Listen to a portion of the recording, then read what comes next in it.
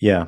Internal controls. Internal Right? controls. So like you as a CPA are establishing those internal controls, safeguarding the association to ensure accurate financial reporting. We're doing that obviously in what we do. I don't have the same people that are cutting checks that, approve invoices and blah, blah, blah. You guys obviously have the same type of stuff too, because to essentially hold us accountable. Yes. So the internal controls, and to clarify, the board of directors is tone at the top. Very important term. Doesn't matter what industry. This is community associations. But if it was for-profit, nonprofit, there is a board of directors. It's called those charged with governance. Its tone at the top is the board. That's management. So when any CPA firm talks about management in any of their correspondence and communication, the word management means board of directors. Very important. I won't repeat it. You can hit replay and do a special graphic. Yeah. No, I like that though. Most association board members will get our representation letter. They see our engagement letter.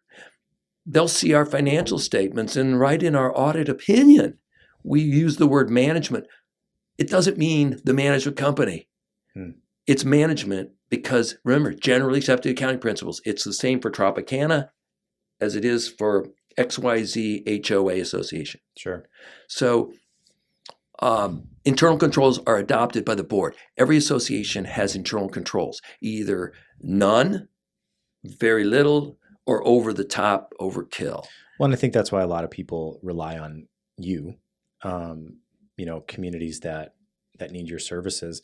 And a lot of associations rely on HOA Assist for stuff like that, right? Because when you think about a self-managed association, they probably don't have very many internal controls. You have, Barb, who's doing everything when it comes to the financials, and they've trusted Barb as, as much as they know her to open up the bank accounts and accept people's money and pay the vendors and, all that kind of stuff, which leads me, I know I'm going to jump around a little bit. But internal controls to me are really important.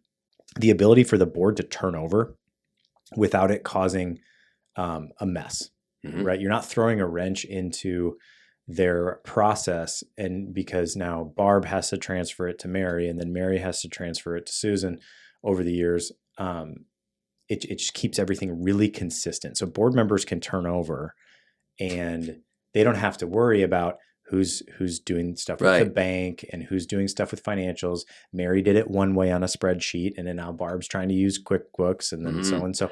And now you have this mix, this giant soup of different ways that people do things, and it just makes everything super convoluted.